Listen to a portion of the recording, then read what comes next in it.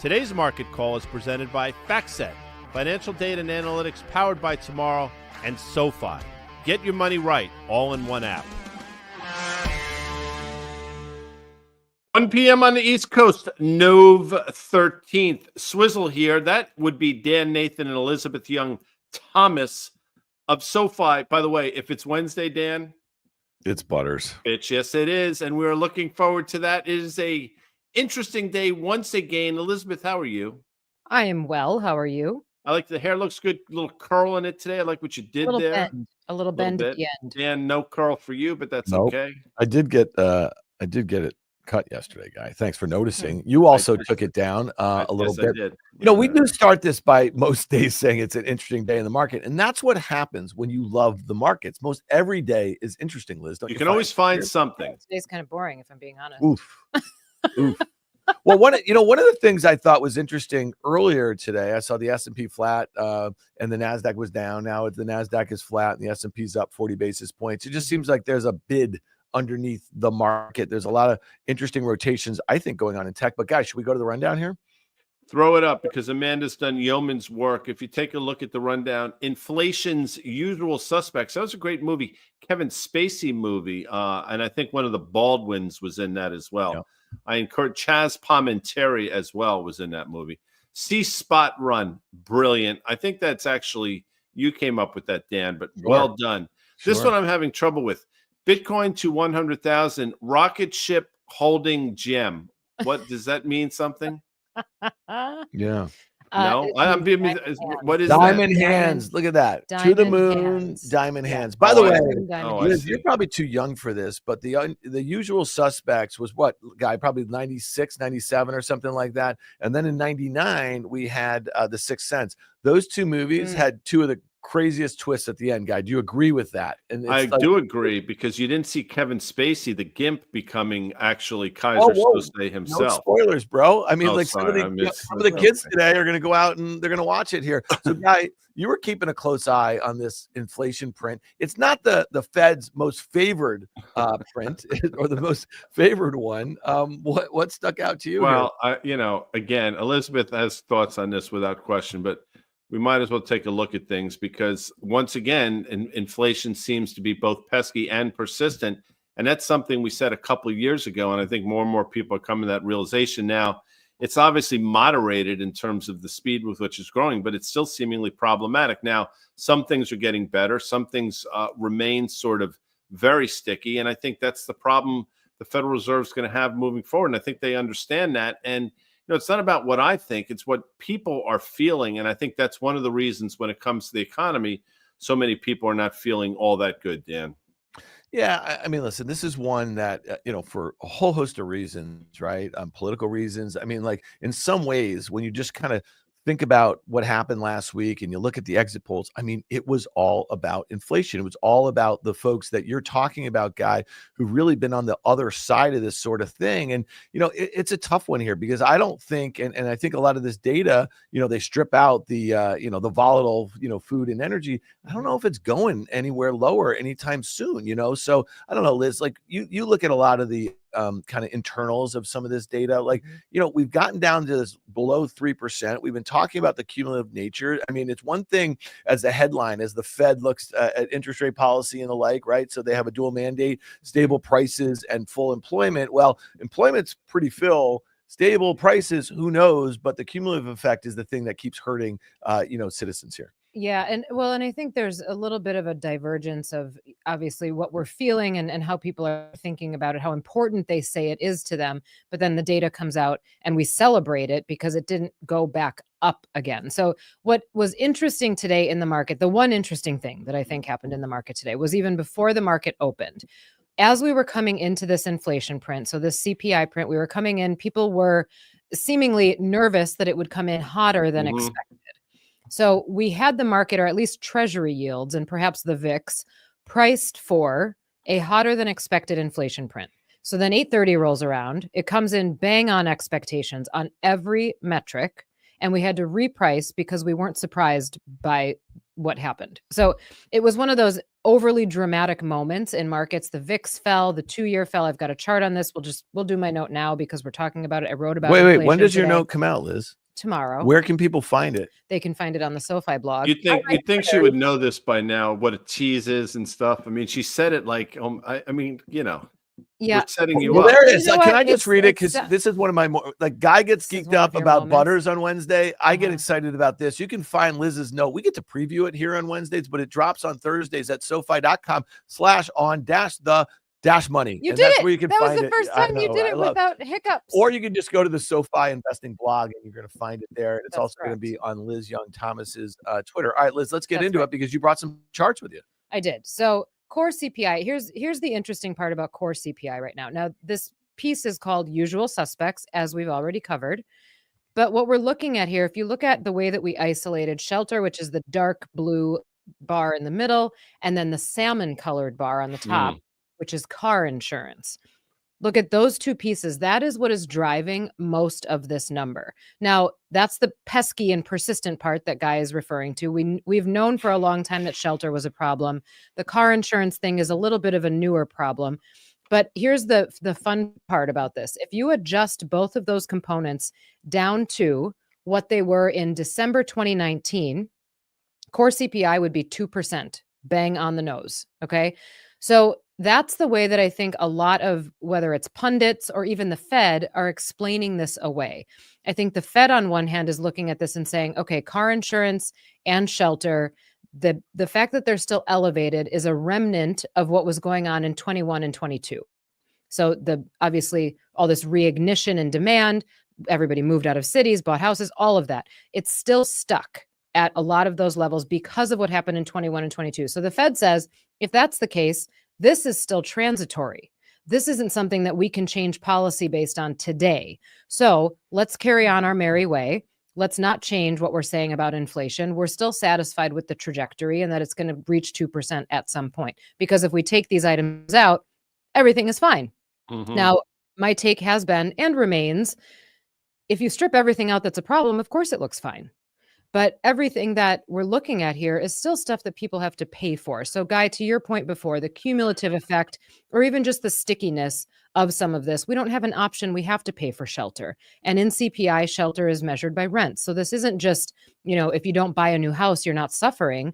Well, if you're renting, you are suffering. So there's a lot that's going on here under the surface that is still pinching consumers. But if we're looking at it just from an economist perspective or from a market perspective, this was an okay print. And that's what's aggravating people so much is that, they'll watch, to the extent that they do watch TV these days, they'll watch people get trotted out and say that we're winning the war on inflation. And they shake their head saying, I don't know what war you're winning, but we're clearly not benefiting from it. And, you made the point, and I saw your tweet earlier today about what you just said, things coming on in the screws. Let's throw up a yields chart, because at one point, I think earlier this morning, yields backed up to about 10-year, at least 436 or so. And as we're sitting here right now, the TLT has been selling off. I think it's below 90 again for the first time in a while. And you got 10-year yields right back to about 443, Dan, which, I will continue to say is going to pose a problem at some point. Again, the market right now doesn't seem to care because the interpretation is the economy is on stable footing. So that's one way to look at it. Now, with that said, if I'm being honest, the VIX is backing that up because all of a sudden, right before our very eyes, you have a VIX now, Dan, that's below 14, which I find remarkable because if you had asked me a couple weeks ago, would we see a VIX sub 14, week after the election, I'd be like, no effing way.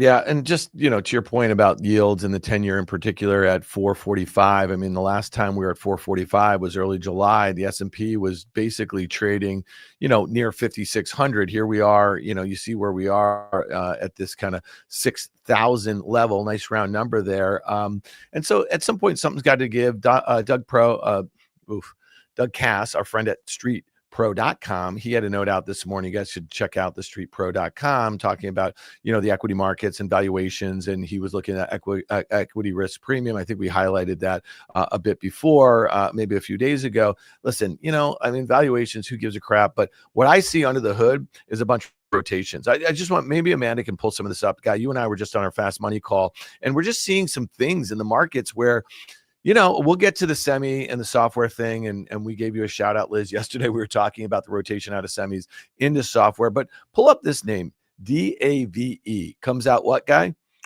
Dave. Yeah, that's the ticker there. Pretty self-explanatory. So this is a fintech company. Okay. They have like an ATM card. It's all online. And look at what just happened to this. Okay. It's basically more than doubled. Okay. It's up, a $500 million in just a week. And so let's pull up Money Lion. This is a company I know well. I know the CEO, really good operators here. Look at what this stock just did. So this is an aggregator of financial services products. You'll probably find Dave's products on there. This thing has doubled. So what are folks doing right now? I mean, there's so many picked over stories in the mega cap land and maybe starting to go in mid cap land, and they're plowed into the crypto and this. They're trying to find things that will move, and we're seeing some animal spirits. We're seeing huge moves to the upside. You guys saw Shopify. Maybe Amanda can pull that up. This is not a small market cap company. Look at the move that this had on a beat and raise. Maybe you should move that over. So a lot of funky stuff going on here. And again, for some of those, you guys who short out there, it's a really dangerous time to be naked short stuff here. Yeah, real quick before Liz goes back to the remainder of her note, Shopify notwithstanding, because I don't think it falls under this, but I think for a lot of these fintech companies which were left for dead under this prior administration or the current administration, I think what the market is saying, wait a second, it's going to be the Wild West in a couple of months, and we want to get ahead of any potential M&A that's going to take place under a new regime. And I think to a certain extent, Dan, a lot of those names you just mentioned, that's might be what's happening. Yep, makes sense. Yeah. Okay. So to go back, actually, and this brings the markets into it, the second chart in the note shows what happened when CPI came out today. The magenta line is the 2-year yield, and the blue line is the VIX. Both of them fell off a cliff, the 2-year falling much more dramatically. Now, again, we've talked about this a lot. That 2-year move, that was a 10 basis point move in the 2-year just on an inflation number that came in exactly as expected. So it's a little ridiculous that this is what the market had to do to reprice its own expectations. And then to see the VIX fall like that too, it's as if, okay, we were worried something might go wrong, and now we're right back to saying everything is going to be fine. This tells me, because this happened so quickly, even pre-market, on something that wasn't even all that newsworthy, frankly, I would call today's inflation report almost a nothing burger. The fact that this happened, I'm going to read a little passage from the note. Despite the market's positive momentum and the economy's positive fundamentals, we remain in an environment of short-term trading that can trick many investors into reacting to a 1-day or even 1-hour move. Resist the urge. What we're seeing right now is everybody trying, it's like compulsive trading, this compulsive activity of trying to chase everything that's moved or get out of stuff after it's moved down for a couple days. All we're going to end up doing in that theme is chasing our own tails. This is the environment we're in right now because some things have changed from a policy expectation perspective, but the reality is that the broad story has not really shifted at this point. So there's no reason for this kind of drama to happen on one inflation print. Yeah, Guy, just real quickly looking at the CME Fed funds, the watch tool there, and it's just pricing in the probability of rate cuts. If you look at December, it's kind of picked up a little bit since that report, right? So it's an 82.5% probability that they cut 25 basis points. If you look out to January, I mean, that number's coming down a little bit. So it seems like, what Fed Chair Powell said, they're going to be data dependent. And I think the futures are moving around like that. So again, any Fed speak, and I know that you don't kind of hang on every word out of some of these folks, but again, a lot of that messaging sometimes is instructive. What is your take? What do you think? I mean, we get the cut in December, and then what happens in January to set the tone? Elizabeth and I actually on Monday we did the OTT. That is, of course, the On the Tape podcast. You can get that in your favorite podcast store, Dan, as you said, with Danny Moses. And what we do on Mondays is we try to sort of give a primer for the week. And we mentioned that on Thursday, so tomorrow, Jerome Powell was speaking. I think it's like a New York Fed meeting this week. I'm not really sure what's going on, but he will be speaking tomorrow. And, I'm actually interested, not necessarily what he has to say, but I think the tone with which he says things, because, if you go back to that last Q&A that he had, I mean, he was really steadfast, and I would even say somewhat terse in some of the statements that he made in terms of him sticking around. So, more so than ever, I think they are going to prove that they are, in fact, data dependent and not basically the puppet of whoever administration is in charge, which I think means if you continue to see inflation, well, problematic's not the right word, but sticky, you might not get the rate cuts that you're hoping for, which is going to lead to a lot of interesting things in the new year, Dan. Yeah, and Liz, again, the Fed, is supposed to be independent, right, of the executive branch and all this sort of stuff. There's been some indications that, there's going to be some folks in the administration that might continue to put some pressure on Fed Chair Powell, as they did after they named him back in 2017 and 18. But if they are successful in kind of, signaling at least that they're going to extend the tax cuts in 2025, that they're going to get more aggressive on tariffs as it relates to China and the like, you'd think that the Fed is going to be keeping a very close eye on this, right? Because they have to look out. They have to start anticipating what's going to happen, because much like in 2021, where a lot of people felt like the Fed got off sides, right, by not recognizing inflation fast enough, not moving to raise rates fast enough. I mean, it could go the other way too, especially in listen, one of the things that we learned last week, okay, when Trump won and then they won the Senate and it looks like they're going to win the House, is that they're going to be able to do whatever they want, right? For political reasons. And that's one of the reasons why the Fed is meant to be independent, which could also cause them to be a bit more cautious about how they move, one way or another. Does that make sense to you? Yep. So there's a couple of things that I think people should keep in mind. First of all, the last time we got a summary of economic projections from the Fed was in September. We're going to get another one in December. When we got what they said in September, basically the neutral rate that they call out, what they're expecting the neutral rate to be is much lower than what the market thinks the neutral rate will be. So tomorrow's comments may be one of the first times that we start to get a lens into whether or not they think the neutral rate has risen.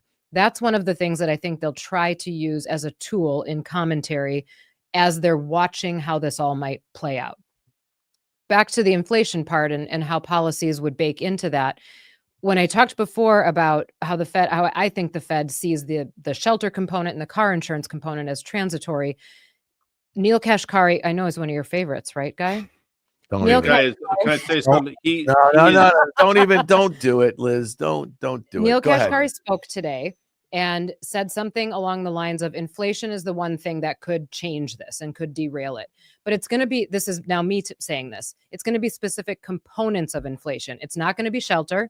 I don't think it's going to be car insurance. It would have to be actual goods and services that are pinching consumers. If we see a reignition in those, or things like food and energy, if we see a reignition in those.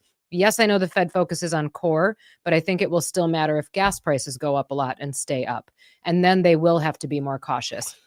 But we won't know that for sure until I think spring of next year, because the other thing to keep in mind is there's this seasonal effect of inflation where it typically does heat up January, February, March each year. It happened this year. It's likely to happen again next year. So if that happens, they may explain it away and just say, you know what, we expected this. This is a seasonal thing. Let's not get our undies all in a bundle. Whoa. Hey, Guy. Right, hold on. Before we go to software and Bitcoin, I'm wrong all the effing time.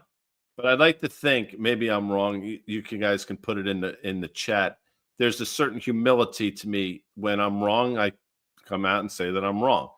That guy is wrong more than I am, which is saying something. And the smugness with which he says things, you just want to smack him. Back to you, Dan. All right, cool. So let's talk. Right now. That's fine. Let's look at both of these on an outright basis. Let's look at the SMH and just kind of look at how this has been stuck in the mud. We did it with Carter yesterday. I don't want to spend too much time on it. We know that NVIDIA reports next Wednesday, going to be a big event. Okay, we just want to throw that out there. It looks like Microsoft does. It looks like there's a little bit of, I guess, trepidation on this generative AI trade, because we know the only things that are really working in the semi space right now are ones that are attached to it. So it's obviously NVIDIA, and then it's Taiwan Semi who makes the chips. They're 35% of the SMH. There's Broadcom and the like here. Okay, let's go over to the IGV here for a second. This is one that we talked about. I think a couple weeks ago, we said this is one of the best looking charts in the market. It breaks out after that really long base. What's going on here, though, Liz, is like, it's not too different. That's why I wanted to bring up the Dave in the money line here. It's like folks were looking for things that have not participated yet and they're just ripping them. Maybe Amanda could pull up Salesforce. She could pull up Adobe, Workday. Like these were ones that were basically down in the year not too long ago, and they're just kind of ripping now. You see that in Salesforce. Maybe pull up the Adobe really quickly. So again, and then Snow. I want to pull up Snowflake. This is an interesting one too.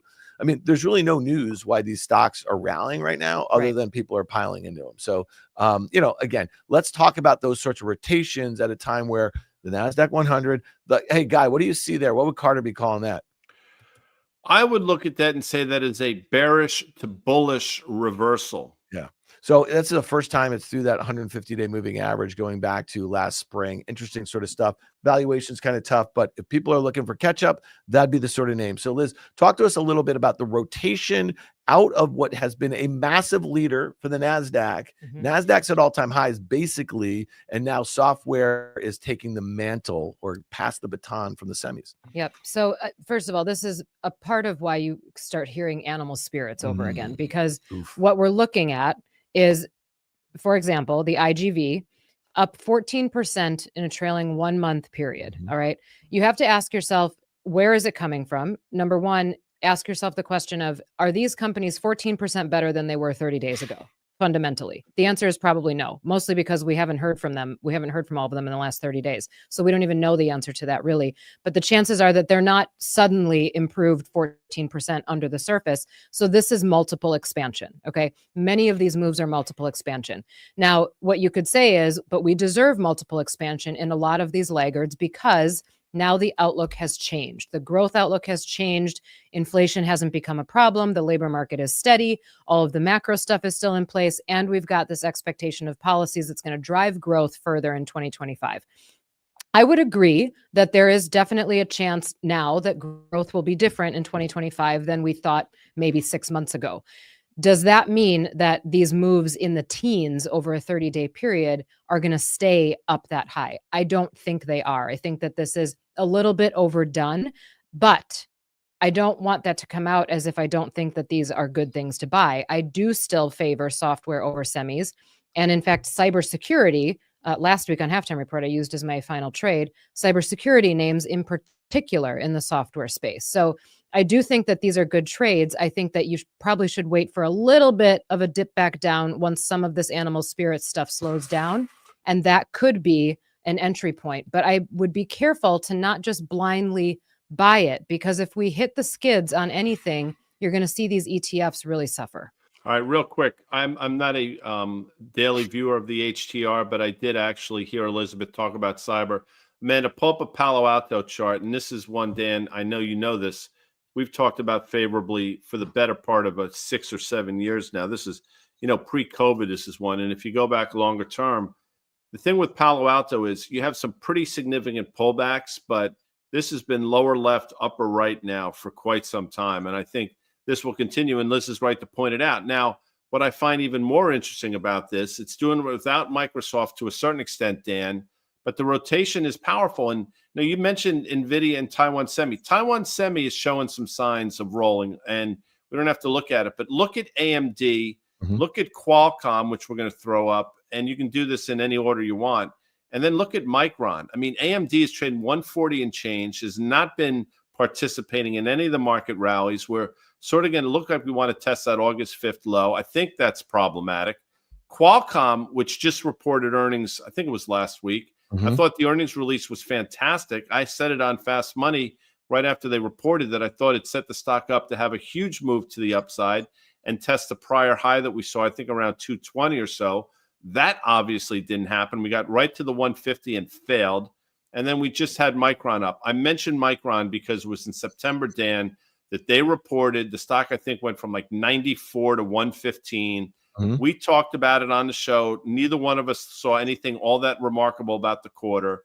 We said, you probably should pull the ripcord, and it's taken some time, but this is the first time in a while now that we're back below 100. It's either side of $100. So there you go, Dan. Let me just hit this for 1 second here. So when we think about this, and Guy, you've said this a couple times over the last month and a half or so, the super micro situation could be a canary in the coal mine for this trade, right? So they're a big purchaser of NVIDIA's GPUs. They actually had a move to the front of the line. They got access to these to kind of build out their servers. They're competing with Dell. I just want to pull up Dell for a second here. Dell's been able to probably take some share. But if you're looking at the AMD, if you're looking at the Micron, that's the storage that goes into the servers that go into the data centers, the thing's kind of rolling over a bit, not Dell right here. So you see that very nice uptrend, a series of higher highs and higher lows. I mean, at some point, and they're going to report, I think, in the next few weeks or so, this is one that I feel like if the guidance is kind of weak, this stock's getting killed. I mean, like, I don't mean killed to the tune of 30% or something like that, but it's down 10%. And so I think there's some air coming out. Pull up Microsoft for a second, right? So if Microsoft's a big buyer of the GPUs for their data centers like Azure, look at that thing. It's just kind of stuck in the mud. So that reminds me a lot of the SMH. NVIDIA is going to be really important. I want to go back to one other stock guy as we're talking about some of these things coming off the mat. Look at MDB. This is MongoDB. Mongo. Okay. So this is a database software company. It was left for dead, just like Snowflake, okay, over the last, year and a half or so.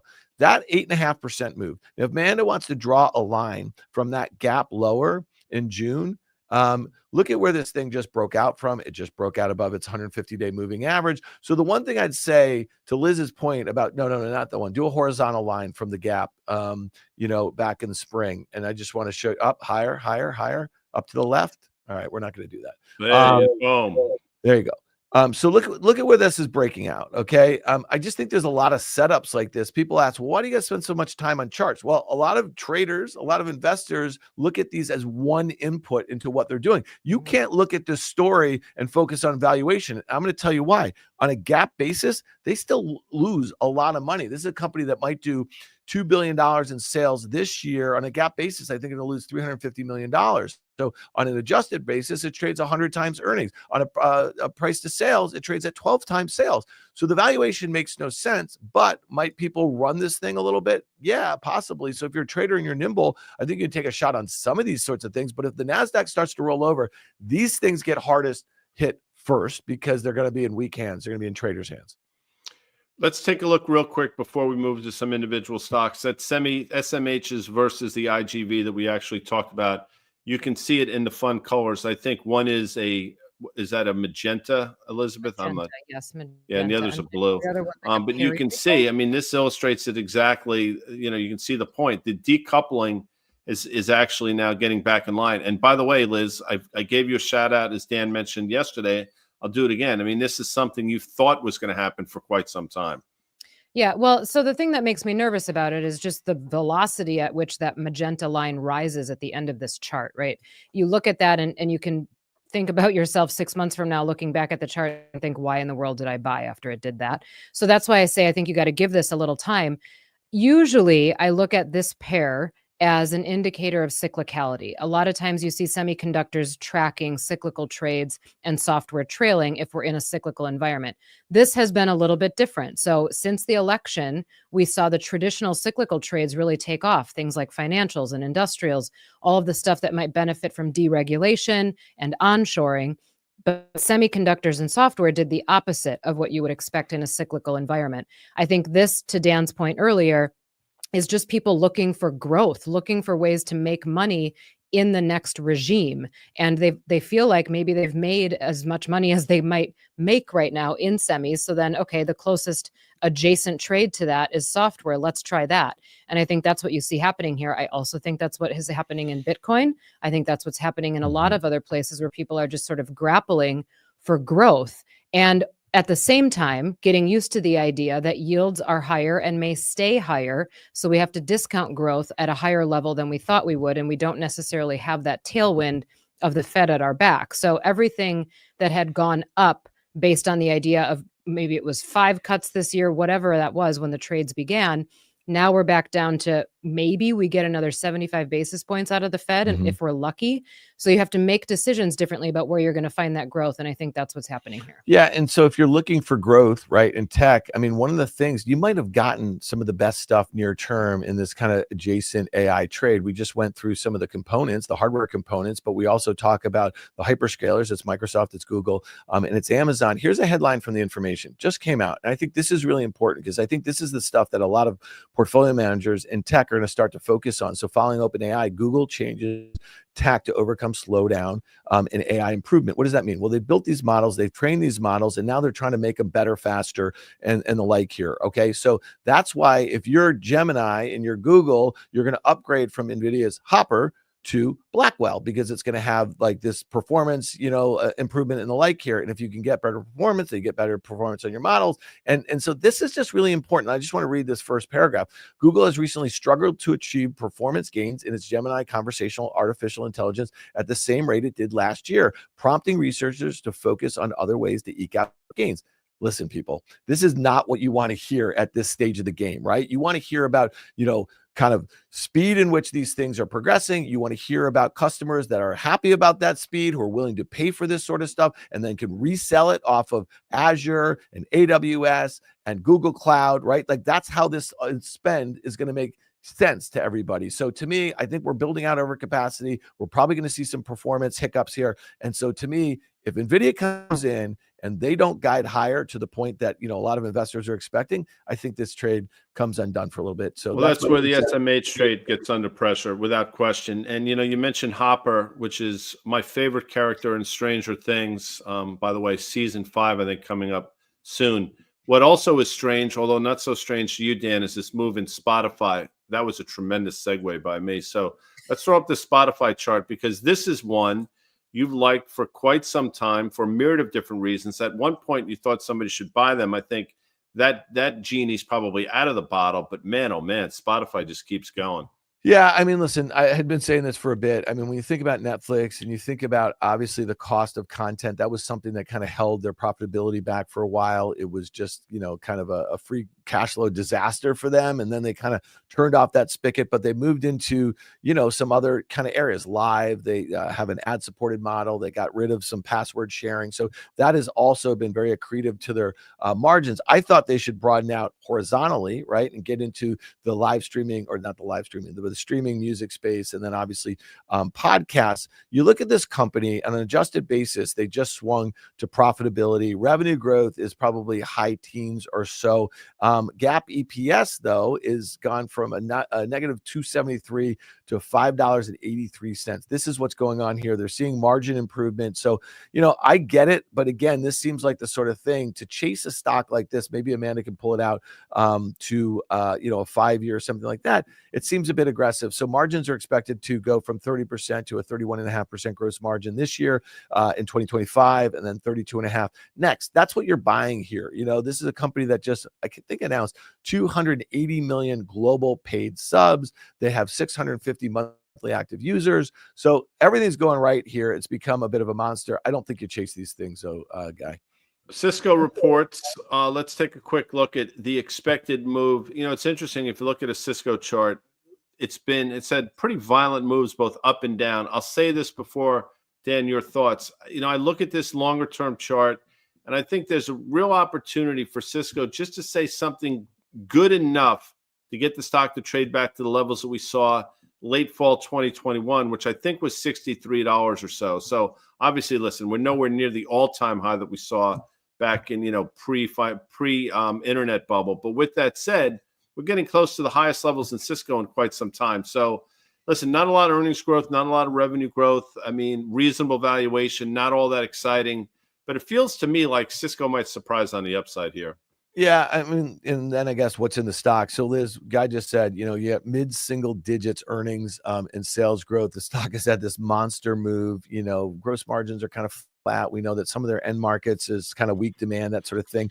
When you think about a name like this trading 16.5 times this fiscal year, 15 times next, are these things that I'm not asking you to opine specifically on Cisco? You've seen lots of these cycles here. It's kind of playing a big catch up here. Are they kind of value traps, right? Especially after a move like this, because if you haven't moved already, and maybe Amanda can pull up a 5 or a 10-year chart here. If you're just kind of getting back to an area where you were a couple years ago, I mean, and the valuations, like, look at that. Like, where's that going? I mean, in my opinion, value trap. Well, I think there's going to be resistance. Any chart that looks like this, there's going to be resistance when it tries to get above its prior highs. And to your point, if you're buying it basically pretty close to prior highs, so I do think that there's a chance that a lot of these things are going to be value traps right now because there's so much chase going on. There's so much momentum going on and this grappling for where to put things. And then you hear more and more talk. And I know I'm not saying this just to like poke at anybody, but more and more talk about all the cash on the sidelines that's going to come in, and it's looking for names like this, or it's looking for places to put money. I think that we need to come back down to earth. That's not a bearish call. I'm not saying that everything needs to fall apart, but I think we need to come back down to earth and give back some of the move that has happened just in November. I mean, there are money managers that are up 30% in November alone because of concentrated positions, right? If you own something like Tesla, you're going up a lot just because of that particular position. And I don't think that a lot of this is based on really solid fundamentals that are lasting. Also, much of this is based on simply the expectation of policies that might go into effect in 2025. What if they don't? Then we have to reprice this, right?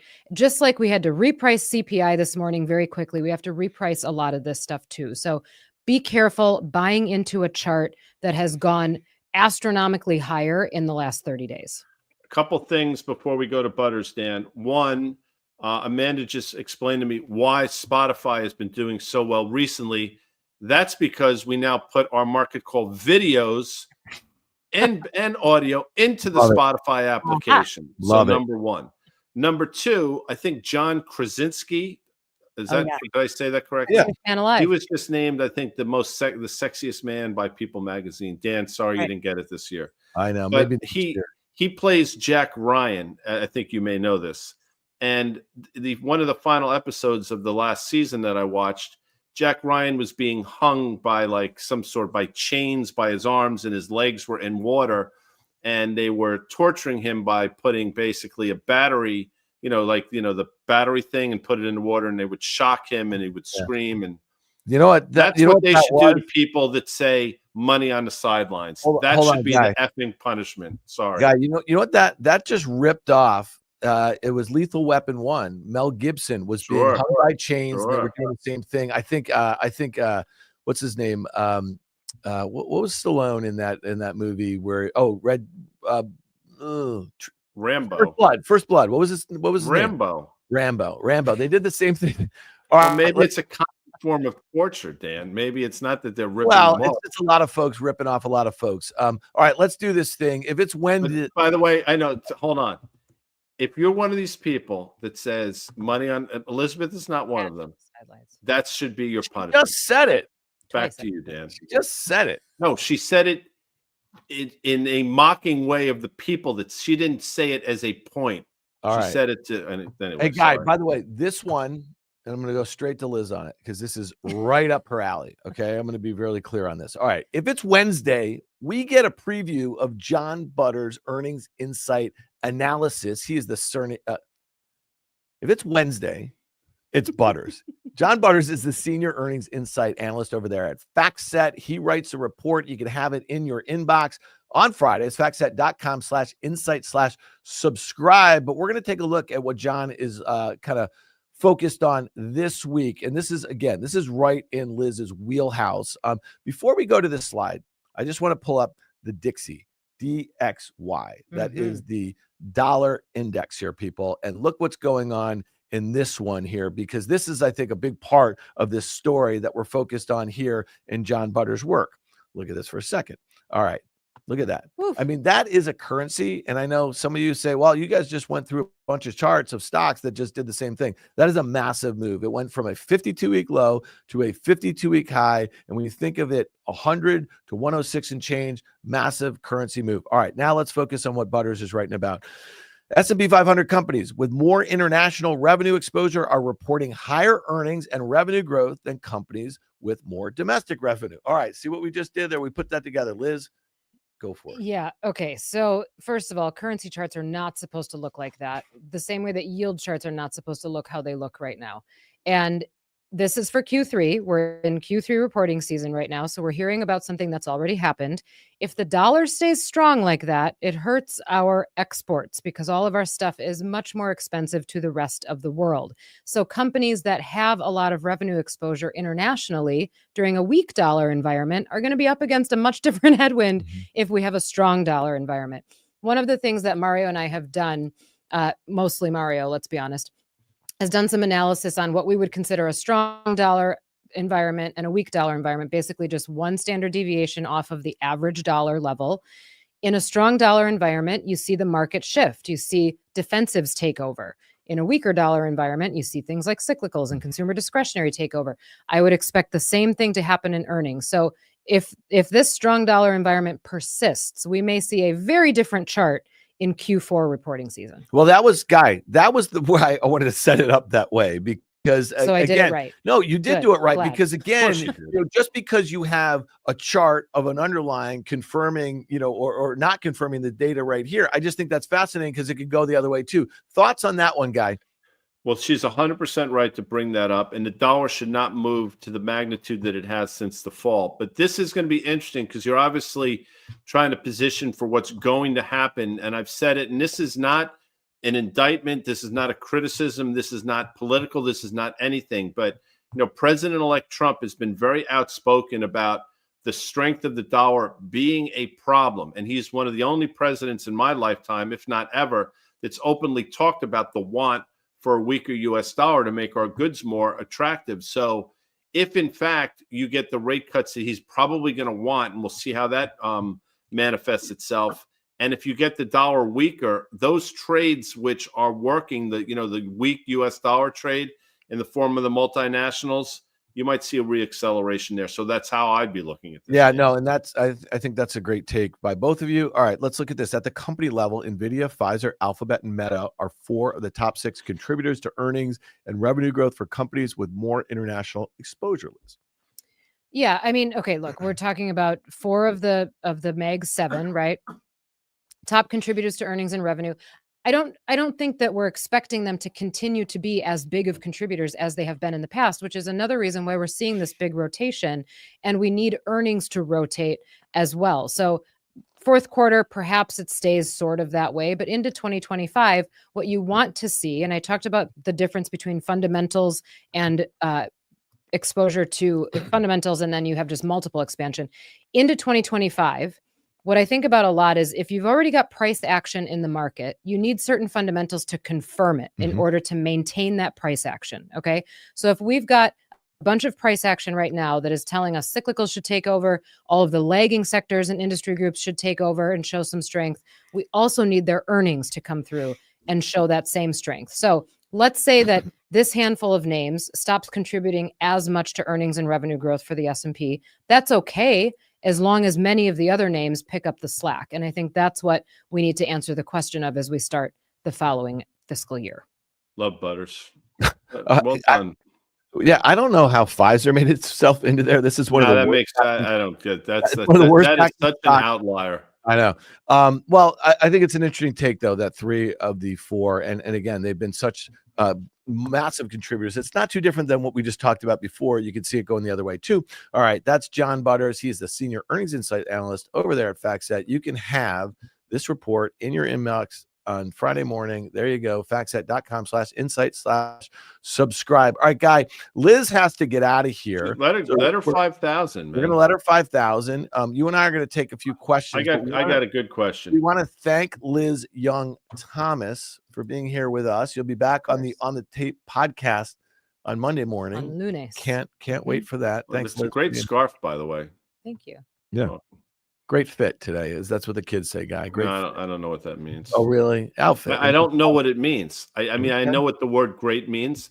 I know what the word fit means. Together, I don't understand what you're trying to say. Hey, Guy, can I go back to Cisco 1 second before we get to some questions here? So we've gone from just under 45 in early August, okay, to almost $59. Amanda showed us that prior chart. We're getting back to levels from like 2 years ago. You have a 5% implied move. I mean, this is one of those ones. Okay, we talked about from a value standpoint. Okay, maybe you can do that. You need a big beat and raise at this point to get the stock going higher. Agreed. Right? Listen, I'm not suggesting you should trade it, but again, that longer term chart, what I think could happen, and listen, when I'm wrong, I'll actually say it. If you put up a longer term chart, I'll say I was wrong. But I just feel like I've seen this movie before where they're going to print something that the market gets all jazzed up about. We're going to be talking about it on Fast Money tonight about Cisco. We're going to ask Carter what he thinks, and I'm going to say, listen, we're right up to levels we last saw in the winter or in the late fall of 2021. That 63-ish level, and I think you got to pull the ripcord. So I just get the backdrop for the businesses they're in are supportive enough for they'll say something good enough, I think, where the market will take it higher. But listen, who the hell knows? What do I know? One thing, just looking at the options market, we use that implied move, all the time. What are we doing? We're taking the call premium at the money. We're taking the put premium at the money. We're looking at the weekly options. And if you just kind of do the math here, the 59 call that expires Friday afternoon, let's say you wanted to make a bullish bet, it's about $1.50. So you need to move at 60.5 or higher by Friday's close. The same goes for on the downside. You need to move to 57.5 because that 59 put is about the same thing. So again, that's a big move, 5%. But if you're looking at play directionally, I mean, it's about 2.5%. Okay. Questions from Chemo. I apologize. 2007. Does the risk reversal media team have an opinion on Icon Enterprises IEP? Cheers. I do. And It's interesting. Throw up a chart real quick and you will see, and throw up a longer term chart, because I think you're going to be fascinated by this if you haven't looked. You would think Carl Icahn is a legend in our world. The market's basically only gone higher for the last 10 years or so. Some fits and starts along the way. Even longer term than this stock has been grim death. Now, they just reported earnings, I think, on November 8th. Flat revenue year over year, basically earnings flat year over year. They just cut their dividend by 50%. You would think this stock would be doing a lot better. It's not. And the irony about Icon Enterprises, I mean, he made his name being an activist.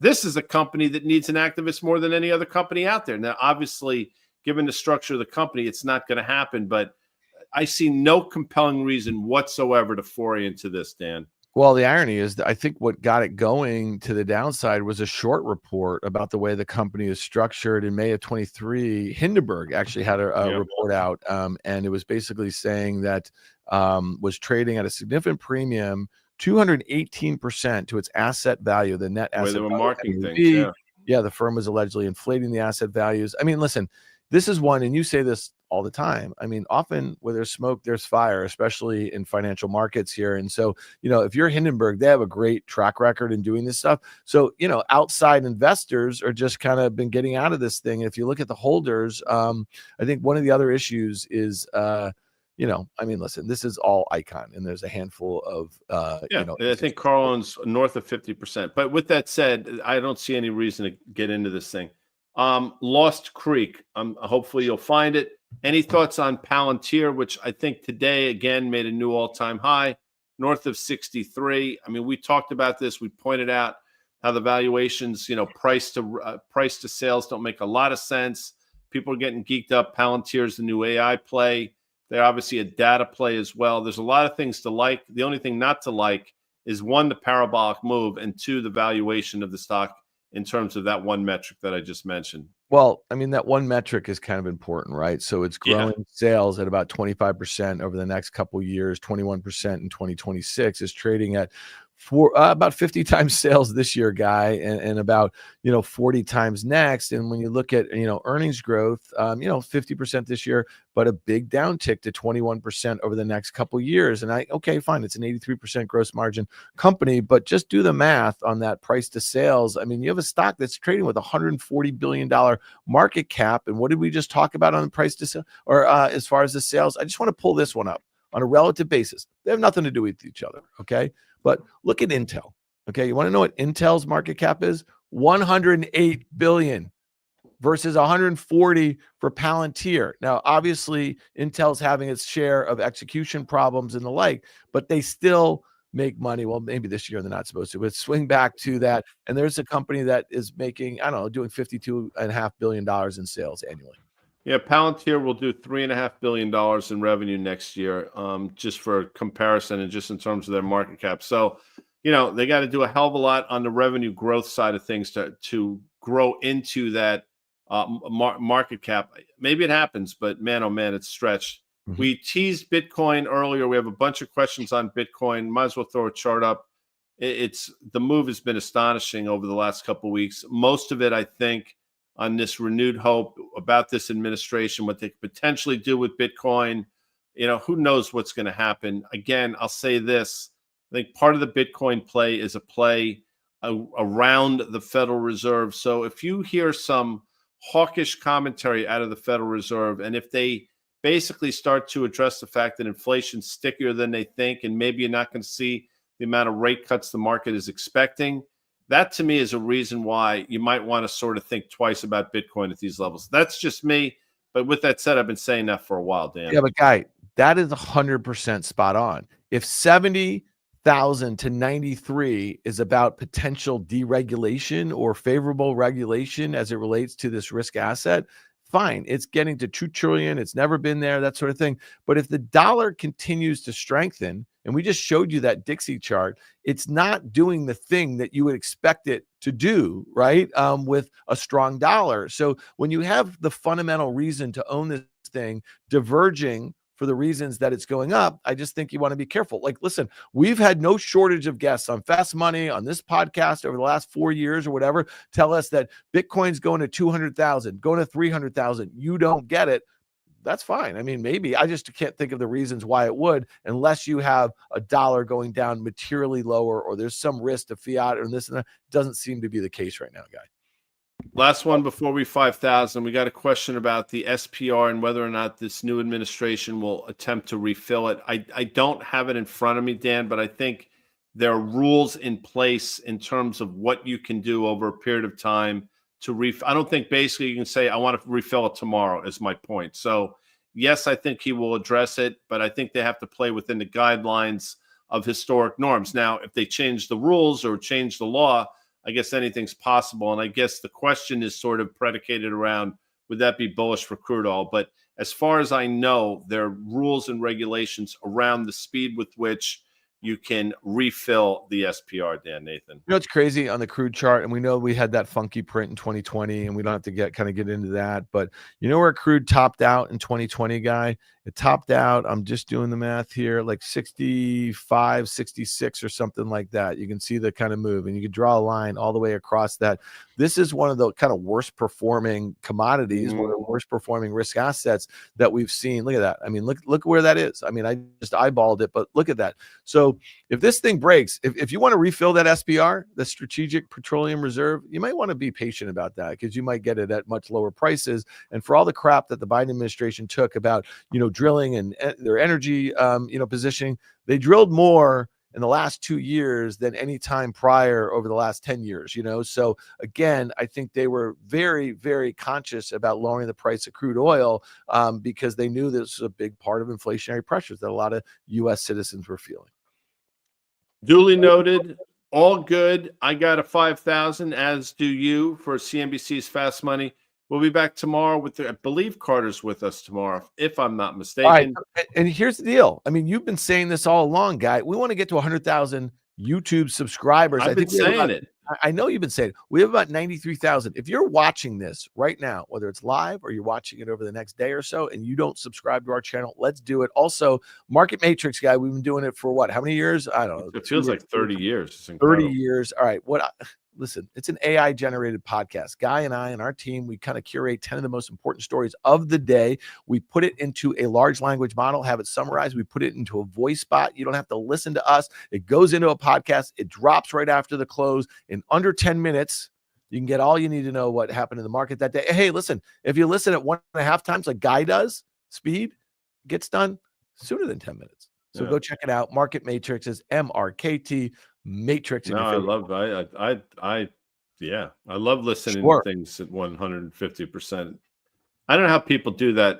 I think it's affecting our brains. No, You know, you and I, by the way, you and I, we speak kind of fast. You hear this all the time on Fast yeah, Money. People will but say I to don't you, need to "You speed guys me talk up. so fast." Most people who podcast, they talk really slowly. They I just talk see. deliberately, that sort of thing. So the Uh, idea of doing it at one Speed and a that half shit up. times, guy, you can still understand what's going Yeah. on.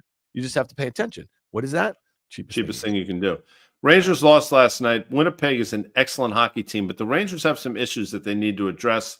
The Knicks emerged victorious against the Sixers of Philadelphia, but the Sixers are not a very good basketball team. The Knicks are still trying to figure out their rotation, Dan. And of course, baseball free agency is going to start to really take hold. We'll see what happens in the Juan Soto sweepstakes. I know. Quick question for you. What did you think of that, the 76ers court last night? What do you think of that?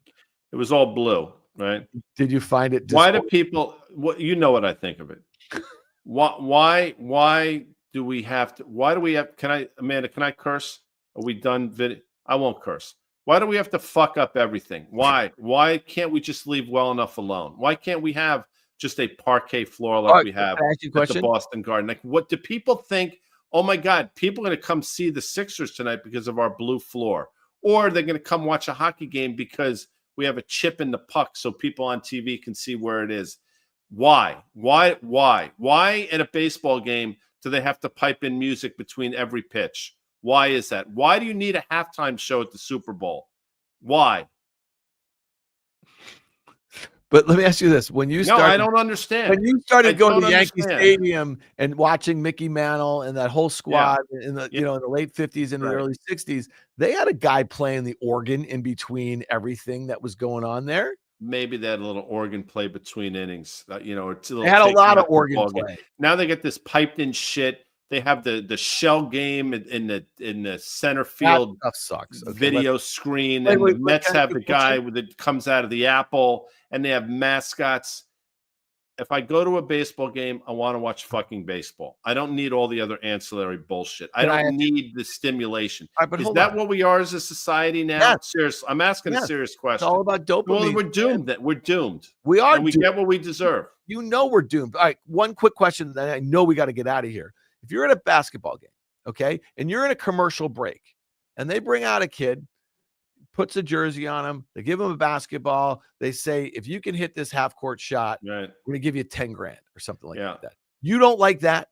I have no problem with that. I think that's sort of fun. We found something the guy, that's because you're bringing somebody out of the crowd. You're giving him or her an opportunity to do something. You're not, I don't need the Knicks City dancers. I think cheerleaders should be banned from the NFL. Banned. I saw something last year on College Game Day. Okay, so they had this whole setup with a uprights, and they had a guy who's just supposed to come up and kick the ball, and they had all these students lined up. Okay, and I'm looking at this thing as a parent. I'm like, this looks dangerous. Okay, they're like literally 10 feet apart, and the guy's in the middle. They have the ball on the tee. He doesn't know how to kick a football, and he blasts this thing right into a kid who's standing right there. And I was like, okay, that was probably for $5 grand. Wasn't particularly cool. They should have given $5 grand to the kid they broke his nose sitting there on the sideline.